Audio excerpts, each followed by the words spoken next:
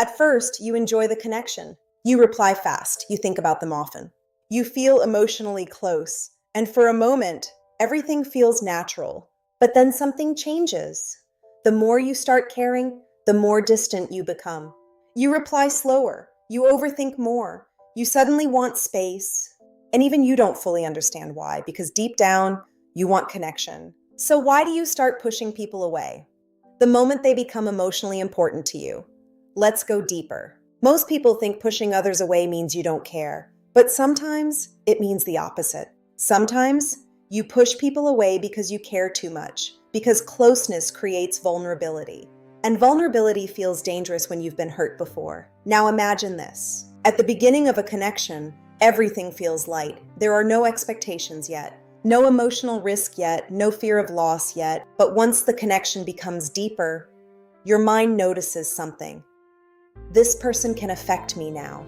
And suddenly, the emotional stakes feel higher. Now, here's something important. The fear of losing someone can become stronger than the joy of having them, especially for people who experienced emotional pain before. Rejection, abandonment, inconsistency. Those experiences teach the mind to stay alert emotionally.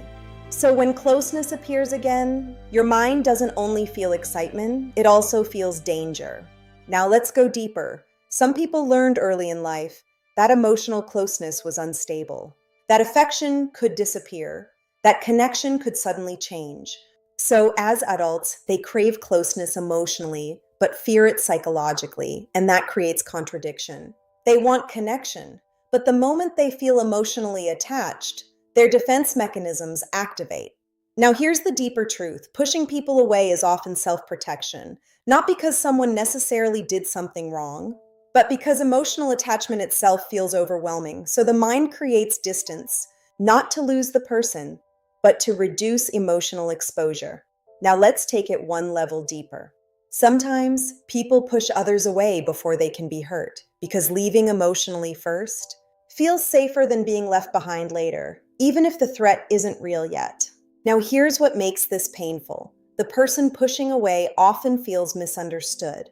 From the outside, they look cold or distant, but internally, they may be fighting fear, overthinking, and emotional confusion at the same time. Now, what can you do? First, notice the pattern. Do you become distant when emotions become deeper? Do you start creating space when someone starts mattering to you? Because awareness changes everything. Second, separate past experiences from present reality. Not everyone will hurt you the same way. And third, learn that emotional closeness is not weakness.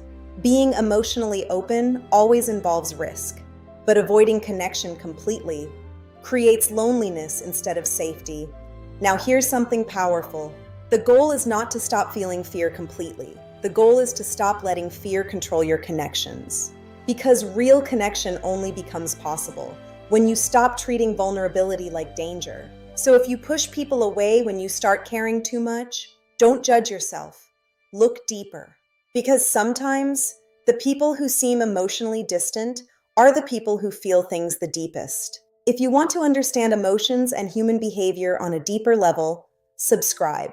Because sometimes the behaviors we understand the least come from emotions we never fully processed. New videos every day on YouTube.